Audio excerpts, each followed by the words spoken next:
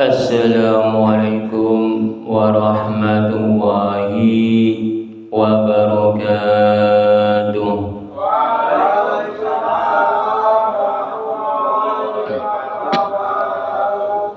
Alhamdulillah, alhamdulillahi rabbil alamin, wa bihi nasta'inu ala umurina waddin.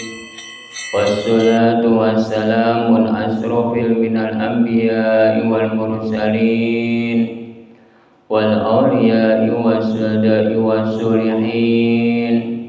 Inna allaha wa malaikatahu yusalluna ala nabi ya ayyuhalladzina amanu sallu alaihi wasallimu taslima. Allahumma sholli ala sayyidina Muhammad wa ala ali sayyidina Muhammad. Amma ba'du. Para bapak dan para ibu dan para saudara-saudara yang saya hormati, para tokoh-tokoh masyarakat yang saya hormati, para alim ulama yang saya hormati, puji syukur alhamdulillah Allah telah melimpahkan rahmatnya dan hidayahnya kepada kita semua, dikasih kesehatan dan umur panjang sehingga kita bisa berkumpul, bertatap muka atau bermuajah pada malam hari ini. Marilah kita bersama-sama bersolawat serta salam kepada junjungan Nabi kita Muhammad sallallahu alaihi wasallam. Marilah kita tingkatkan keimanan kita, ketakwaan kita kepada Allah Subhanahu wa taala.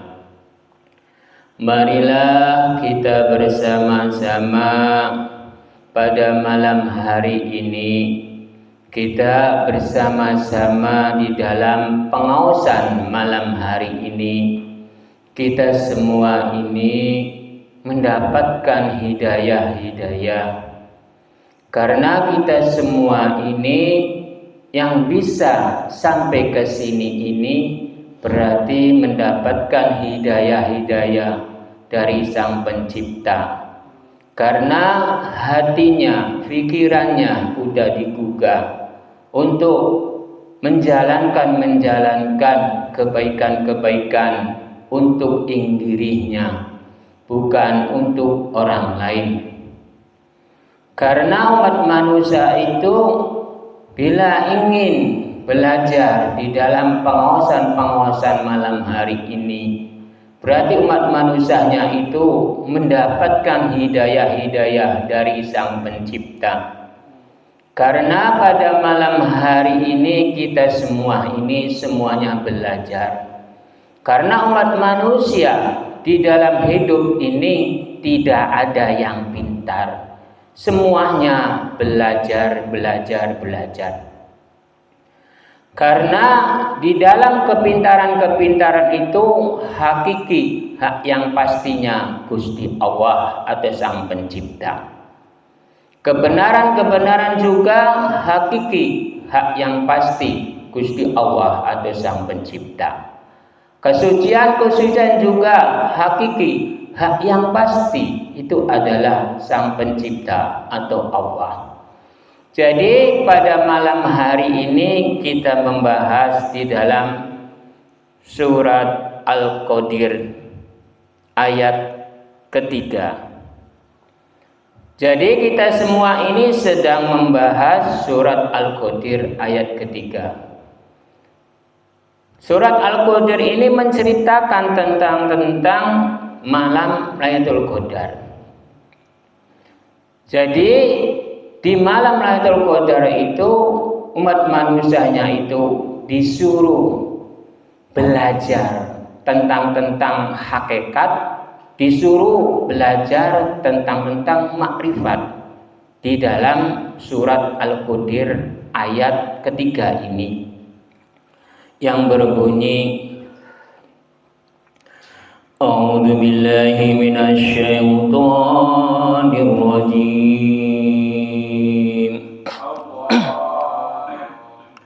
Bismillahirrahmanirrahim. Lailatul qadri khairum min alfi syahr. Yang artinya Bismillahirrahmanirrahim, dengan nama Allah yang Maha Pemurah lagi Maha Penyayang.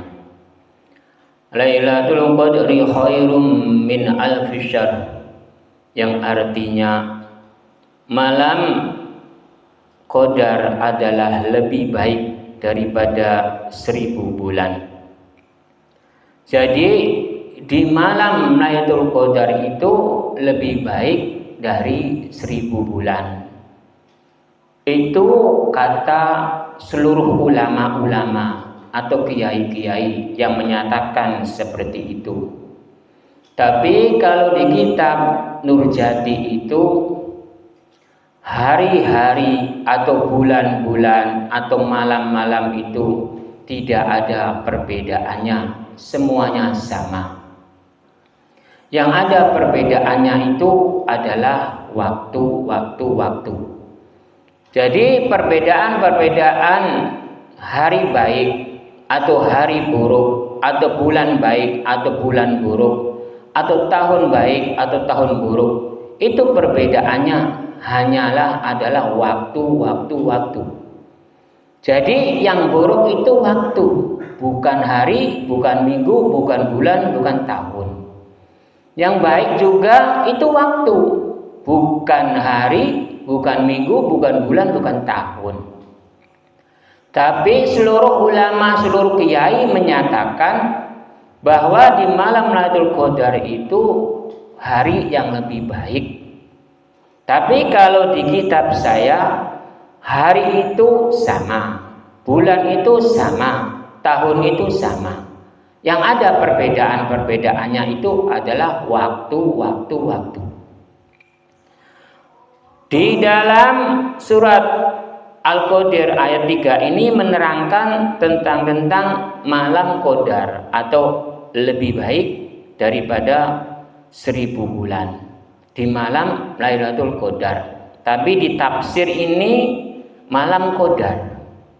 Tapi aslinya itu di malam Lailatul Qadar. Ini tafsir ini di dalam surat ini kurang pas sedikit lagi. Sebenarnya diberi malam Lailatul Qadar.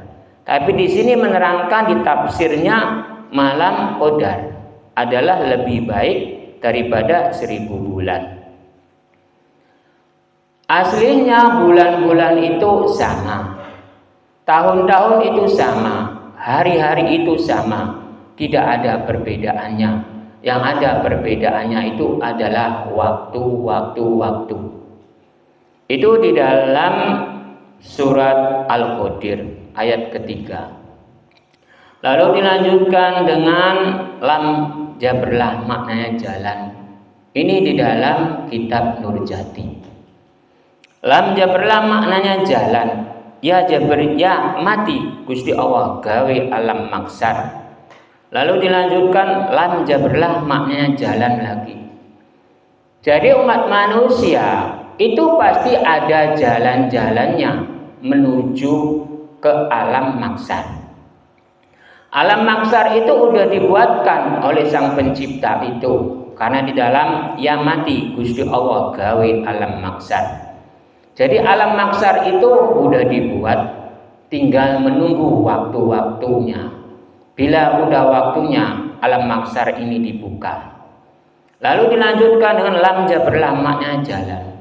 Entar umat manusianya itu disuruh berjalan, berkumpul di alam maksar itu kalau udah waktu-waktunya. Karena alam maksar itu ada waktu-waktunya dibuka. dukanya. Bila umat manusianya udah tidak ada kehidupan di dalam dunia ini, udah kiamat kubro, lalu dikumpulkanlah umat manusianya itu setelah dibangkitkan dari kubur, lalu dikumpulkan di alam mahsyar. Jadi kita semua ini umat manusia entar digiring, disuruh berjalan menuju alam mahsyar. Lalu dilanjutkan dengan tepasetu tujuan menusane. Lalu dilanjutkan dengan lamati Gusti Allah gawe dalan.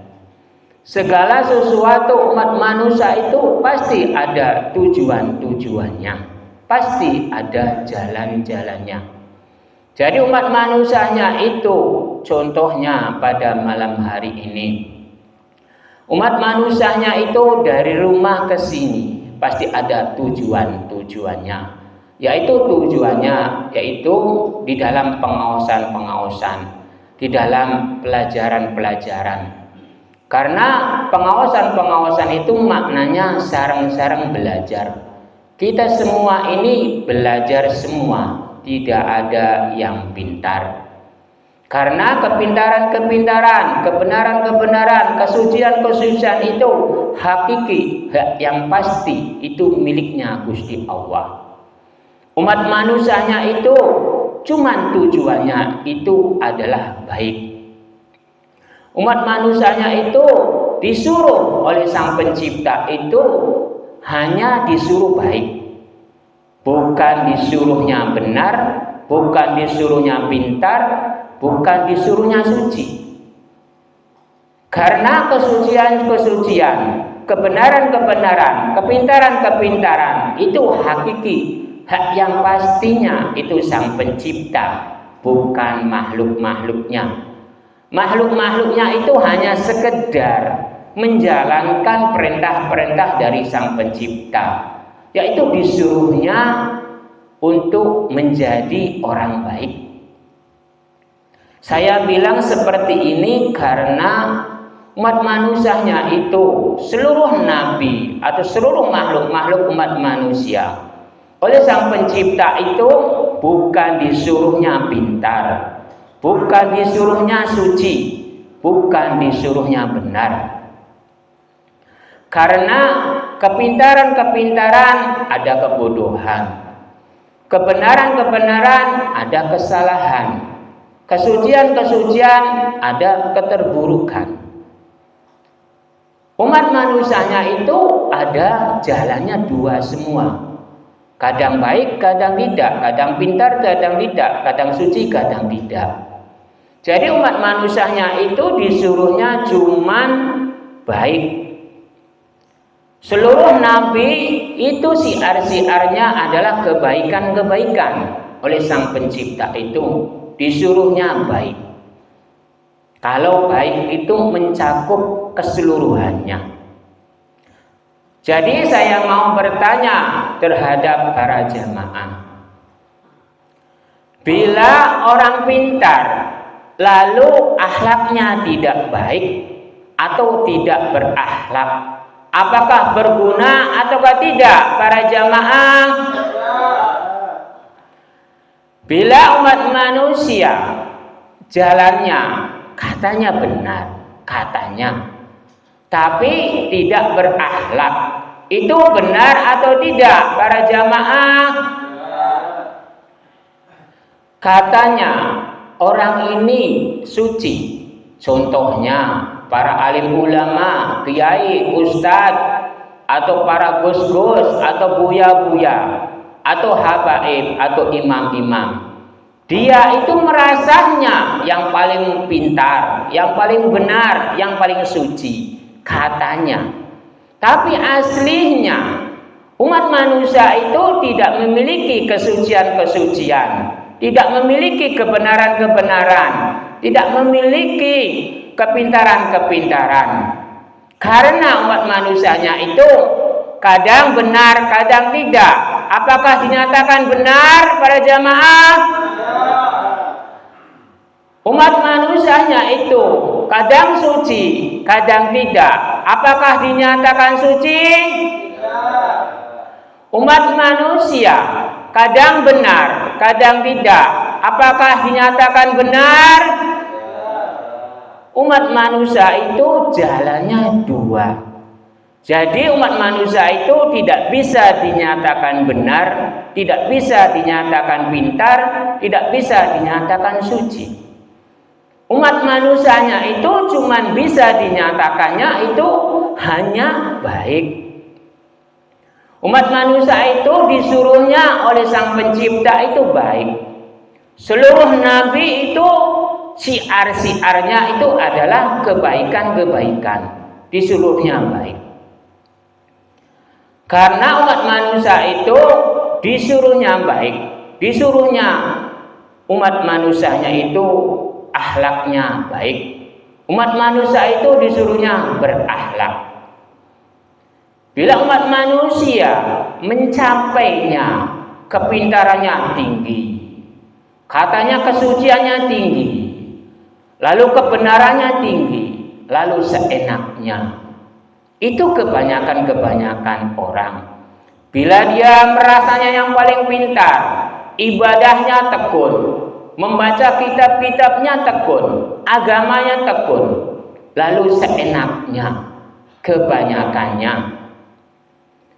Jadi saya kasih contoh, pondok-pondok pesantren zaman sekarang itu banyak, tidak terhitung.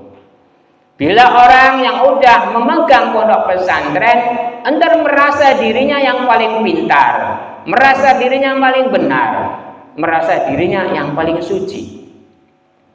Padahal kesucian-kesucian, kebenaran-kebenaran, kepintaran-kepintaran itu hakiki, hak yang pastinya itu Gusti Allah atau Sang Pencipta, bukan haknya manusia, bukan haknya makhluk-makhluknya. Jadi umat manusianya itu disuruhnya cuman hanya baik. Disuruh oleh Sang Pencipta.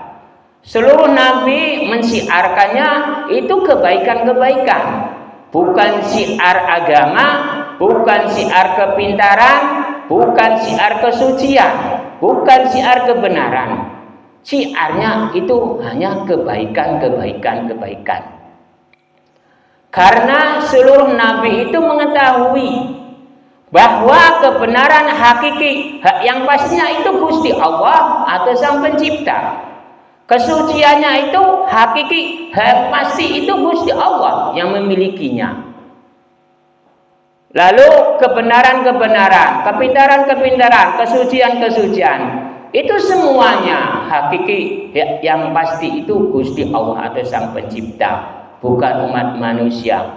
Karena umat manusianya kadang benar, kadang tidak, kadang pintar, kadang tidak, kadang suci, kadang tidak. Itulah umat manusia, udah ditakdirkannya jalannya dua. Pondok-pondok pesantren yang memegang pondok pesantren itu kebanyakannya merasanya yang paling benar, yang paling pintar, yang paling suci kebanyakannya. Lalu soal dosa-dosa. Soal dosa-dosa merasanya dirinya bisa dilebur masalah dosa.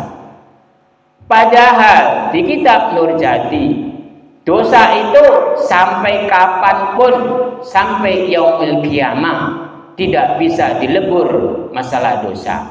Bisanya itu diseimbangi dengan perbuatan-perbuatan baik, bagus, benar, mulia ing perjalanannya. Bila umat manusianya udah merasa yang paling pintar, yang paling benar, yang paling suci, entar dia berbuat itu seenaknya. Saya kasih contoh. Kiai-kiai zaman sekarang ini banyak yang memakan anak didiknya atau memperkosa anak didiknya. Karena dia itu merasanya yang paling benar, paling pintar, paling suci. Dia berpikirnya dosa itu bisa dilebur, kesalahan itu bisa dilebur. Itu berpikirnya orang-orang kiai yang berbuat seperti itu. Padahal dosa itu sampai kapanpun tidak bisa dilebur, hanya bisanya diseimbangi dengan perbuatan-perbuatan baik, bagus, benar, mulia. Zaman-zaman sekarang melihat di media sosial banyak pesantren-pesantren yang memakan anak didiknya, menggagai anak didiknya. Itu yang saya membingungkan. Pondok pesantren-pesantren zaman dahulu itu buat jujugan, buat idaman orang-orang muslim. Tapi sekarang kebalikannya, memiliki kekhawatiran bila anaknya dipondokkan, lalu pondokan itu tidak sesuai dengan ajaran-ajarannya. Ajaran-ajaran agama iya, tapi zaman-zaman sekarang kalau yang lebih didahulukan ajaran-ajarannya itu agamanya atau kitabnya, itu kurang pas. Yang pas itu di dalam pondok itu ajaran-ajarannya utamanya itu akhlak-akhlak yang mulia, budi pekerti yang mulia. Jangan diajarkan agama dulu. Jangan diajarkan kitab-kitab yang tinggi dulu.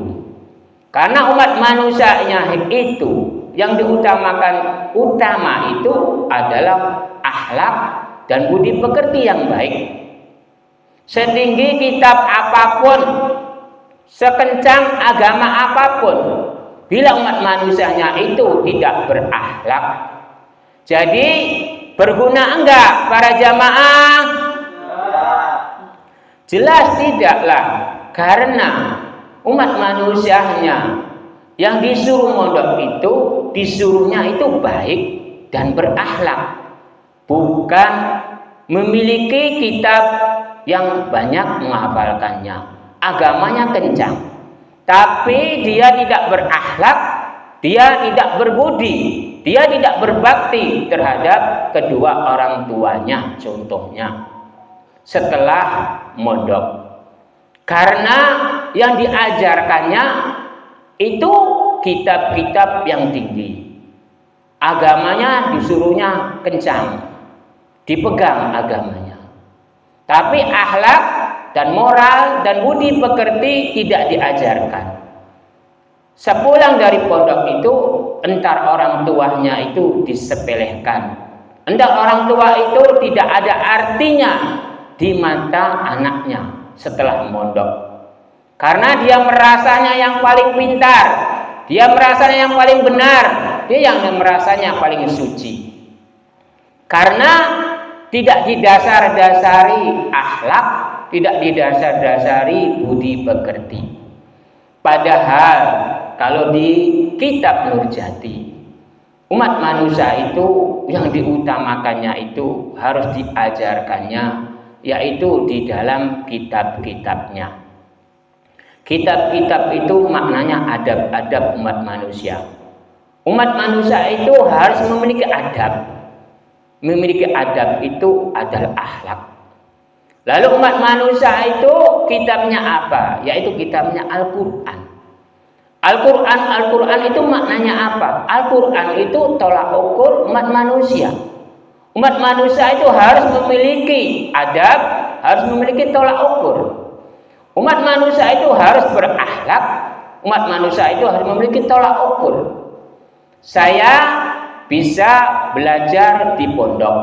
Itu dari siapa biayanya? Itu dari kedua orang tua. Saya bisa pintar seperti ini kalau umat manusianya itu diajari akhlak, entar menghormati orang tua. Tapi zaman-zaman sekarang kebanyakannya itu mempelajari akhlak itu udah jarang. Yang diutamakannya, diajarkannya kitab-kitab yang tinggi. Diajarkannya agama-agama yang tekun, yang kencang. Itu salah kaprah. Umat manusia itu bisa baik karena akhlak. Bisa mulia karena akhlak. Bukan karena kitab, bukan karena agama. Jadi saya kasih contoh. Bila umat manusia agamanya tinggi, kitabnya 1000 kitab hafal, tapi hobinya itu korupsi. Apakah umat manusia itu berbudi atau berakhlak? Para jamaah,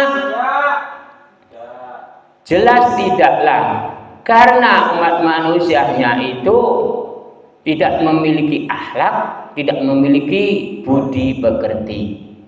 Lalu umat manusianya memiliki akhlak, memiliki budi pekerti, korupsi itu dia akan takut. Tapi zaman-zaman sekarang kebalikannya, banyak yang diutamakannya. Yang penting kitabnya tinggi, yang penting memegang agamanya kencang. Itu kebanyakan zaman sekarang di pondok-pondok itu seperti itu. Bila umat manusia udah memahami kitab Subul Sahih, udah memahami kitab ketauhidan atau kitab yang lain seperti Duratul Nasihin atau kitab Mutajalisin atau kitab Minah Husniyah atau Safina atau Sulam Taufik atau yang lain atau Al-Idris, itu kebanyakan pondok zaman sekarang yang diutamakannya itu membaca kitab. Akhlak dan moralnya itu dinomor duakan. Itu kebanyakan zaman sekarang. Kalau zaman dahulu yang diutamakannya itu akhlak dan budi pekerti. Umat manusianya itu harus memegangnya kitab. Kitab itu adab umat manusia. Umat manusia itu harus memiliki adab. Karena adab-adab itu, karena umat manusia itu harus saling hormat menghormati, harus saling harga menghargai. Karena umat manusianya itu, bila ada orang yang mondok udah lama, kebanyakannya terhadap orang tua itu disepelekan. Karena dianya itu merasanya paling pintar, paling benar, paling suci. Kebanyakan zaman sekarang. Kalau zaman dahulu itu merunduk, malah yang mondok lama itu menghormati orang yang bodoh. Karena saya bertanya terhadap teman saya, sama mondoknya sama saya, kenapa kamu udah lama mondok 15 tahun, tapi terhadap orang tua itu buta huruf, tidak bisa membaca apalagi kitab-kitab. Tapi di situ menghormati, itu maksudnya apa? Begini kan, karena orang bodoh itu ada kelebihannya. Kalau orang pintar ada kekurangannya. Saya dipandang oleh orang lain pintar, tapi saya yang melakukan ini banyak kekurangannya. Lah orang tua ini saya pandang bodoh, pasti ada kelebihannya. Itu di kitab ketauhidan itu, bila ada orang bodoh dipastikan ada kelebihan. Bila ada orang pintar pasti ada kekurangan. Karena umat manusianya itu sepasang. Ada pintar, ada bodoh. Ada bodoh, ada pintar. Bila umat manusianya itu orang bodoh, pasti ada kelebihannya. Orang pintar pasti ada kekurangannya. Jadi saya yang dimiliki ini, saya entar kelanjutannya itu bodoh. Karena saya ini dianggap oleh orang-orang pintar. Entar saya ini pasti memiliki kebodohan. Lalu orang bodoh ini pasti punya kelanjutannya, yaitu memiliki kelebihan. Entar bisa menjadi pintar. Jadi orang pintar bisa menjadi bodoh, orang bodoh bisa menjadi pintar. Karena itu udah takdirnya, udah kodratnya, udah takdir nasibnya umat manusia seperti itu. Bila orang kaya pasti bisa miskin, orang miskin bisa orang kaya. Itu sama seperti orang pintar bisa jadi bodoh, orang bodoh bisa jadi pintar. Itu di dalam te pasetu, makna tujuan manusianya. Tujuan manusianya di dalam dunia ini inginnya baik. Tujuan manusianya semuanya tujuannya itu inginnya baik.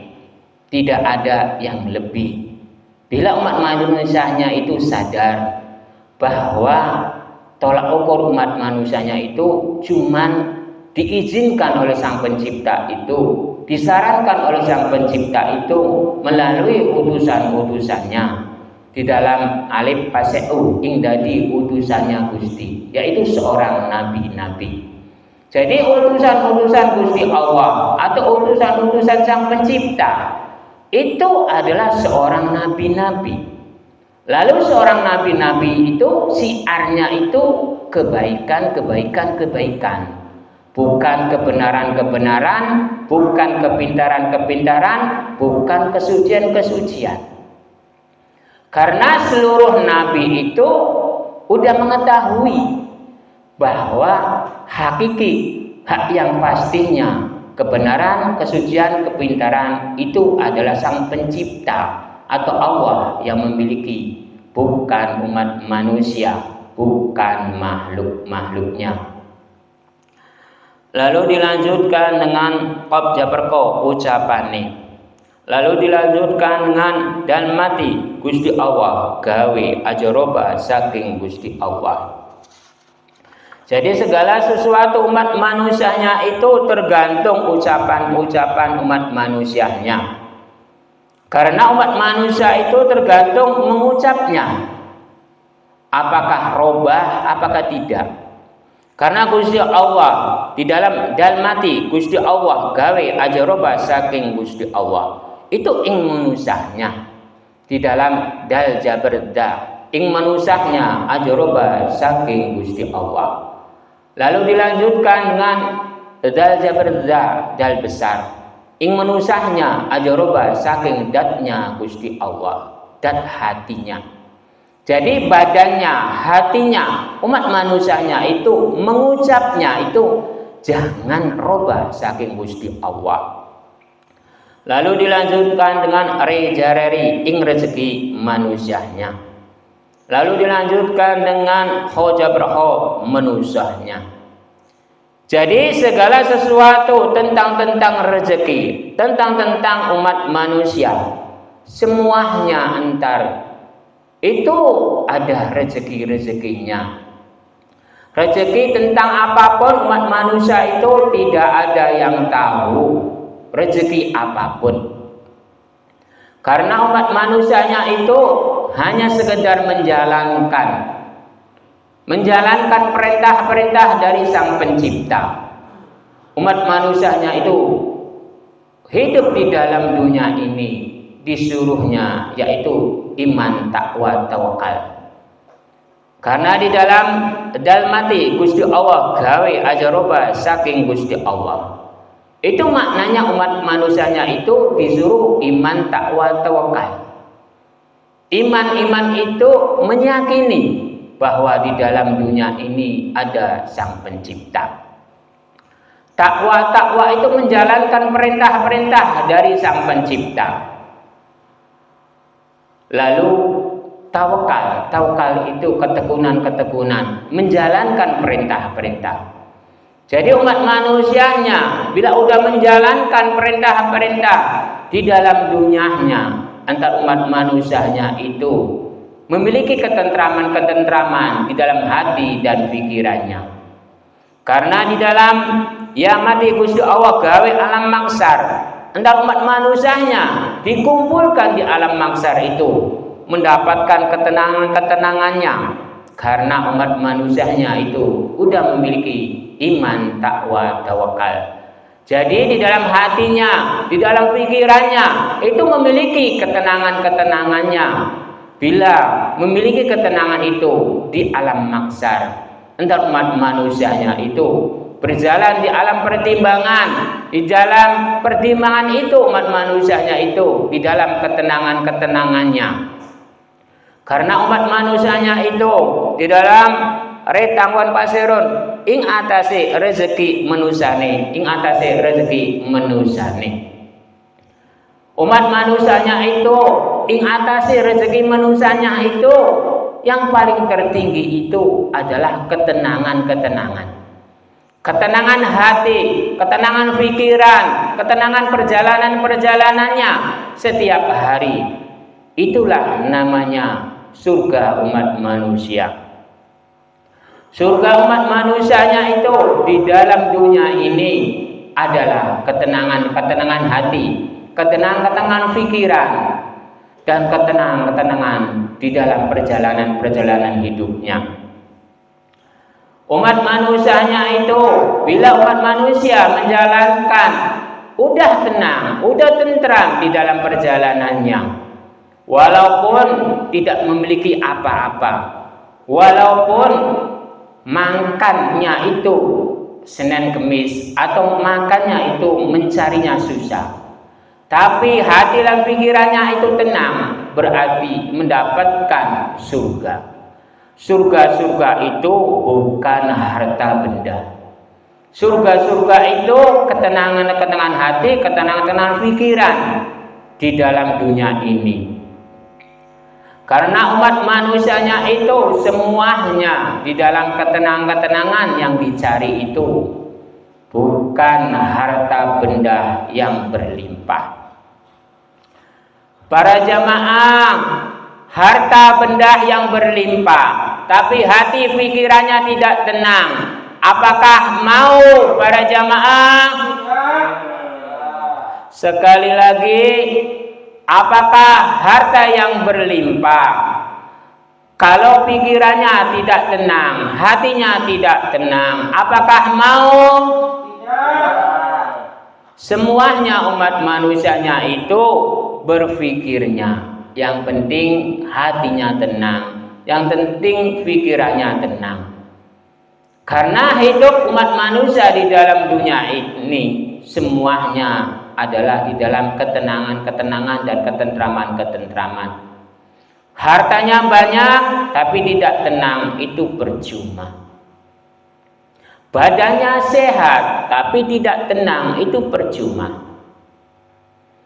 Karena di dalam kesehatan, di dalam harta yang banyak, bila hatinya, pikirannya tidak tenang, itu dipastikan tidak enak. Jadi saya kasih contoh supaya paham. Bila orang korupsi, apakah itu tenang? Apakah tidak para jamaah? Hartanya banyak, badannya sehat, tapi hati dan pikirannya itu tidak tenang. Berarti hidup manusianya itu yang diutamakannya itu adalah ketentraman-ketentraman hati, ketentraman-ketentraman pikiran. Jadi yang utama itu seperti itu. Bila umat manusia tentang kesehatan, tentang jasmani atau rohani, itu yang lebih utama memang kesehatan. Tapi kalau hatinya, pikirannya tidak tenang, apakah itu berguna? Jelas tidaklah, karena bila yang berguna ini jasadnya, badannya, rohnya itu tentram, badannya sehat, itulah yang dicari seluruh umat manusia. Karena umat manusianya di dalam dunia ini semuanya mencarinya adalah ketentraman-ketentraman, kebaikan-kebaikan di dalam perjalanannya. Bila tentram, baik tidak para jamaah? Dipastikan seperti itu. Karena umat manusianya disuruhnya itu baik dan tentram. Karena umat manusia itu di dalam perjalanan-perjalanannya semuanya memiliki hidayah-hidayah. Karena di dalam Mim Tasjid Jarimi, perjalanan hidayah, semuanya umat manusianya itu di dalam perjalanan-perjalanannya itu memiliki hidayah-hidayah semua. Para jamaah dari rumah ke sini, ke pengawasan pada malam hari ini, mendapatkan hidayah atau tidak para jamaah? Dipastikan mendapatkan hidayah karena bisa ke sini. Karena mendapatkan hidayah ini semuanya memiliki hidayah semua. Umat manusia seluruh memiliki hidayah semua. Lalu Gusti Allah itu mengasih petunjuk terhadap kita semua ini. Karena di dalam nun mati Gusti Allah gawe petunjuk. Setiap umat manusia itu dikasih petunjuk untuk mendapatkan hidayah, untuk mendapatkan barokah. Mendapatkan hidayah, mendapatkan barokah itu satu jalur. Bila mendapatkan barokah berarti mendapatkan hidayah. Bila mendapatkan hidayah pasti mendapatkan barokah. Contohnya saya kasih contoh. Tadinya tidak mengerti, lalu mengerti. Berarti umat manusianya itu mendapatkan hidayah, mendapatkan barokah dari Sang Pencipta. Jadi tentang hidayah, tentang barokah itu sama aslinya. Barokah itu hidayah, hidayah itu barokah. Jadi kita semua ini bisa berkumpul pada pengawasan ini berarti mendapatkan barokah, mendapatkan hidayah dari Sang Pencipta. Karena di dalam alif jabar a ing atasi Gusti, segala sesuatu itu yang mengatasi Gusti. Lalu lam mati Gusti Allah gawe dalan. Jadi segala sesuatu umat manusianya itu yang mengatasi itu Gusti. Yang membuat itu jalannya itu adalah Gusti, tidak ada yang lain. Lalu dilanjutkan dengan fejarefi maknanya ikatan. Umat manusia itu pasti ada ikatan-ikatannya dengan Sang Pencipta atau Gusti Allah. Karena yang mengatasi Gusti, yang membuat jalan itu Gusti.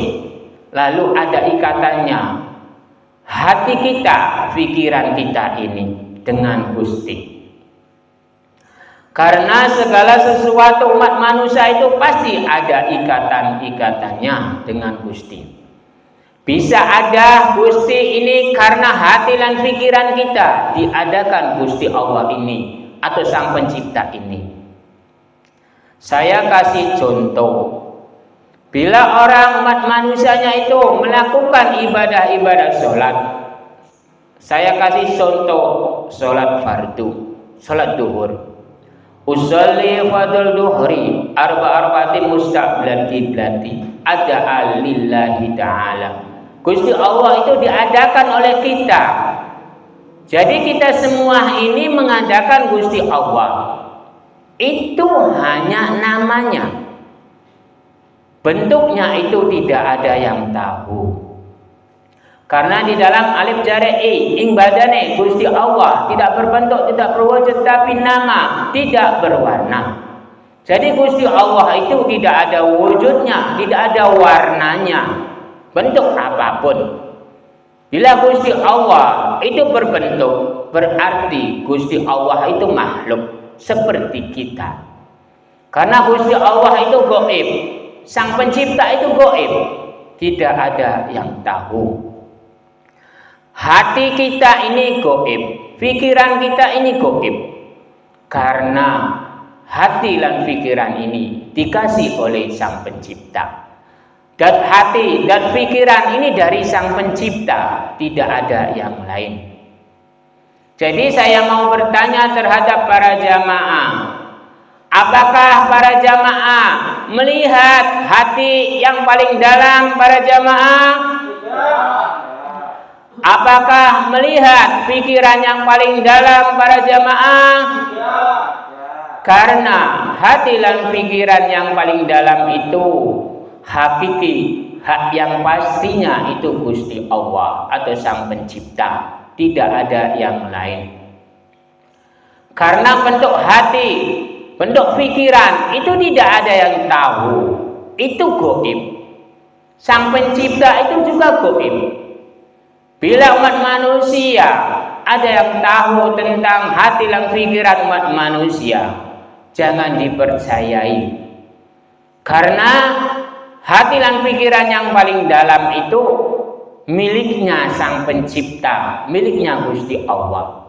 Hakiki, hak yang pastinya Gusti Allah. Hati yang paling dalam, pikiran yang paling dalam. Jadi umat manusianya itu di dalam sinja bersa ing satu hune perbuatane. Lalu dilanjutkan dengan hajarehi Gusti Allah gawe nyata. Jadi Gusti Allah telah menyatakan di dalam hati, di dalam pikirannya bahwa hati dan pikirannya itu miliknya Gusti, bukan miliknya makhluk-makhluk yang lain. Karena seluruh makhluk umat manusia itu tidak mengetahui tentang hati, tentang pikiran. Hati kita, hati para jamaah, ini semuanya tidak ada yang tahu bentuknya, warnanya apa. Itu di dalam kitab Nurjati seperti itu. Jadi kita semua ini harus menjalankannya di dalam rejareri ing rezeki manusianya, ing rezeki manusianya. Karena di dalam retangwan jareren ing rezeki manusianya, ing rezeki manusianya. Tentang rezeki ini banyak, bukan harta benda saja. Pada malam hari ini kita ini mendapatkan rezeki, kita ini mendapatkan barokah, kita ini mendapatkan hidayah. Karena tentang ilmu, tentang hidayah, tentang barokah, tentang rezeki. Pada malam hari ini rezekinya tentang ilmu. Tadinya tidak tahu, sekarang tahu bahwa hati dan pikiran kita ini gaib. Allah itu gaib, tidak berwujud, tidak berbentuk, tidak berwarna, hanya nama. Nama juga diadakan oleh umat manusia. Karena Allah itu tidak berwujud, Allah itu tidak berwarna, tidak ada bentuknya. Bila umat manusianya meyakini, yakin setemene yakin bahwa Allah itu ada, pasti ada.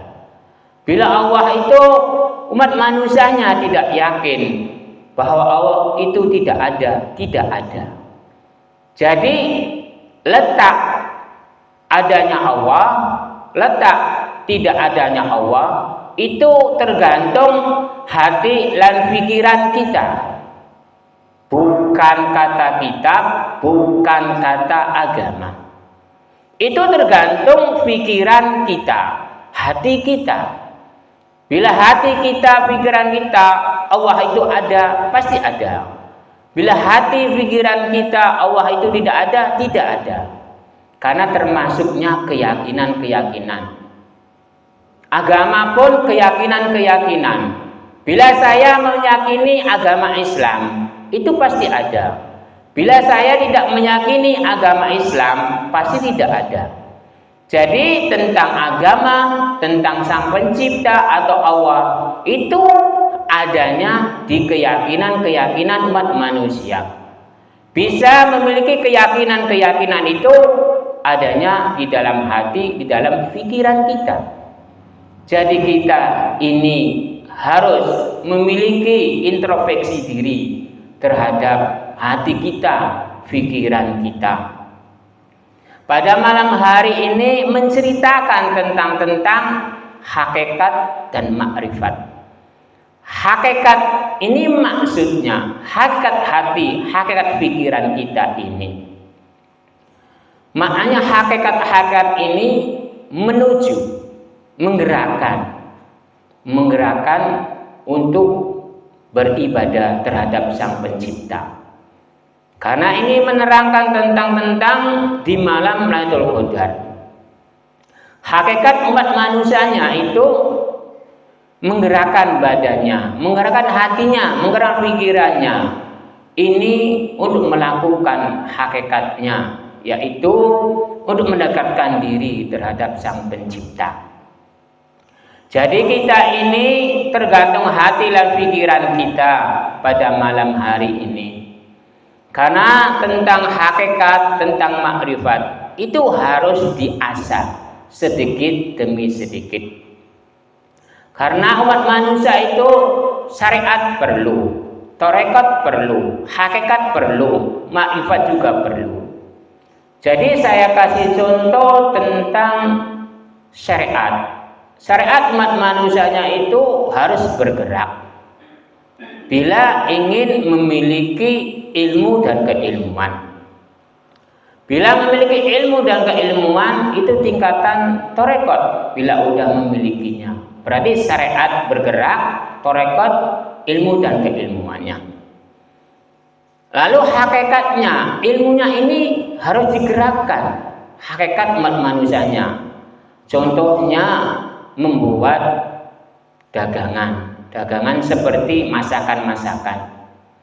Lalu hakikat umat manusianya itu digerakkan, lalu masakannya itu udah jadi.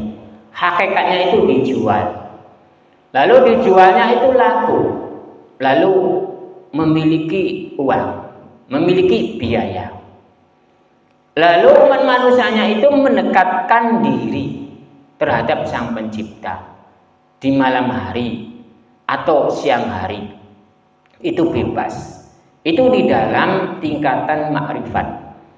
Tentang tingkatan makrifat itu maknanya mendekatkan diri dari Sang Pencipta. Ini kelas awam. Kalau kelas yang paling tinggi lain lagi, tingkatan makrifatnya. Ini kelas orang-orang biasa. Kalau kelas yang paling tinggi lain lagi. Jadi tentang syariat, tentang tarekat, tentang hakikat, tentang makrifat. Ini ada tahap-tahapannya. Kalau di sekolahannya itu ada yang baru tingkat SD, SMP, SMA, lalu kuliah. Ini baru tingkat SD tentang syariat, tarekat, hakikat, makrifat. Saya kasih contoh tentang masakan. Itu di dalam tingkatan-tingkatan makrifat, hakikat, tarekat atau syariat. Jadi kita semua ini tentang syariat, tarekat atau hakikat itu bermacam-macam ragam caranya. Ada yang bilang bila tingkatannya tarekatnya yang paling tinggi, ilmunya tinggi. Itu tarekat tentang apa? Kalau tentang keilmuan, ilmunya apa? Kalau ilmunya masakan. Kalau ilmunya panguragan, ilmu panguragan. Ilmu kebatinan. Itu ada terp-terpnya. Tentang syariat juga ada terp-terpnya. Tentang tarekat ada terp-terpnya. Jadi tentang syariat, tarekat atau hakikat atau makrifat itu ada tahap-tahapannya. Bila kita semua ini syariatnya hanya bergerak, lalu tarekatnya adalah ilmu dan keilmuan, tapi ilmu wawasan pada malam hari ini, bukan ilmu kebatinan atau panguragan. Hakikat manusianya ini pada malam hari ini ingin mengerti tentang wawasan, tentang agama, hakikatnya. Lalu makrifatnya ini merenung setelah malam hari ini di dalam pengawasan, lalu sampai ke rumah, lalu merenung. Tausiah atau pengawasan di dalam bumi bakti ini, apakah benar, apakah tidak? Itu yang tahu, yang merenungi itu tergantung dirinya. Yang bisa membenarkan dirinya, yang bisa menyalahkan itu dirinya. Semuanya itu tergantung dirinya. Karena umat manusianya itu, karena itu ada dua jalannya. Memutuskannya juga ada dua umat manusianya itu. Ada yang kanan, ada yang kiri. Itu semuanya tergantung umat manusianya. Pada malam hari ini semuanya para jamaah ini udah tahu bahwa umat manusianya itu, kunci umat manusianya itu adalah di dalam hati, di dalam pikiran. Yang menentukan baik itu hati dan pikirannya. Yang menentukan buruk itu tergantung hati dan pikirannya. Karena di dalam kitab sejati itu adalah in dalam hati, in dalam pikirannya. Jadi yang memutuskan itu adalah in dirinya. Bisa baik karena in dirinya, bisa buruk karena in dirinya, kelawan hatinya, kelawan pikirannya. Cukup sekian saja pengausan pada malam hari ini. Mudah-mudahan ada barokahnya, ada faidahnya. Bila ada yang mau bertanya, saya kasih waktu. Silakan yang mau bertanya.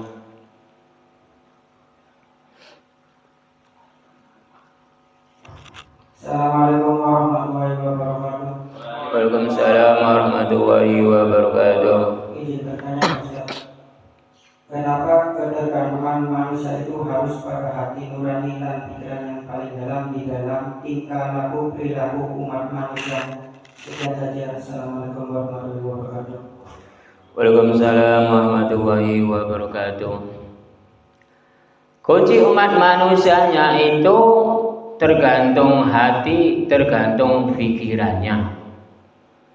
Karena yang menggerakkan badan, yang menggerakkan pikiran. Jadi badan ini yang menggerakkan hati dan pikirannya. Hati dan pikirannya ini digerakkan oleh roh. Jadi kunci umat manusianya itu tergantung rohnya, tergantung hatinya, tergantung pikirannya. Lalu jasad ini tinggal mengikuti apa kata hati, apa kata pikiran. Roh itu mengikuti hati dan pikiran. Bila hati dan pikiran itu tidak ada roh, antara umat manusianya itu mati. Jadi kunci umat manusianya itu adalah roh, hati, dan pikiran. Lalu menggerakkan badan. Badannya ini disuruhnya menentukannya yang mana, kanan atau kiri. Jadi kuncinya, keputusannya, melangkahnya ini tergantung hati dan pikirannya, mengambilnya kanan atau kiri. Jadi dikembalikannya itu tergantung dirinya, tergantung hatinya, tergantung pikirannya dan roh. Jasad ini hanya segumpal daging, hanya boneka-boneka dari hati dan pikirannya dan roh. Cukup. Siapa lagi? Sudah cukup, Ustaz. Terima kasih atas penjelasan. Assalamualaikum warahmatullahi wabarakatuh. Waalaikumsalam warahmatullahi wabarakatuh. Bila tidak ada yang bertanya, saya tutup dengan doa. Bismillahirrahmanirrahim. Allahumma sholli wa sallim ala sayyidina wa habibina wa syafiina wa karimina wa nabiyyina Muhammad wa sallam ala wa tabaraka wa ta'ala wa sallallahu alaihi wasallam. Bismillahirrahmanirrahim. Alhamdulillahirabbil alamin hamdan majidan wa syukuran. Allahumma ighfir lana wa li walidina wa li masyayina wa li ikhwanina wa li jami'il muslimin muslimat wal mu'minina wal mu'minat al-ahya'i minhum wal amwat. Allahumma inna nas'aluka salamatan fid din wa dunya akhirah wa afiyatan fil jasad wa tarabba rezeki wa nabatan qabla al-maut wa rahmatan indal maut wa ba'dal maut. Allahumma bina 'alaina fi syakaratil maut wa najirna min al-azab. Rabbana la tuzigh qulubana ba'da idh hadaytana wa hab lana innaka tawwab. Rabbana atina fid dunya hasanah wa fil akhirati hasanah wa qina adzabannar. Rabbana taqabbal minna innaka tawwabur rahim. Wa khususan para jamaah wa umurina wa salamati berarti berizkilah wa umurina wa salamati berarti berizkilah wa umurina wa salamati berarti berizkilah wa sallallahu ala sayyidina Muhammadin wa ala alihi wa sahbihi wasallam. Subhana rabbika rabbil izzati amma yasifun wa salamun alal mursalin. Al-Fatihah. A'udzu billahi minasyaitonir rajim. Bismillahirrahmanirrahim. Alhamdulillahi rabbil alamin arrahmanir rahim maliki yaumiddin. Iyyaka na'budu wa iyyaka nasta'in ihdinas siratal mustaqim siratal ladzina an'amta 'alaihim ghairil maghdubi 'alaihim waladdallin. Wassalamualaikum warahmatullahi wabarakatuh.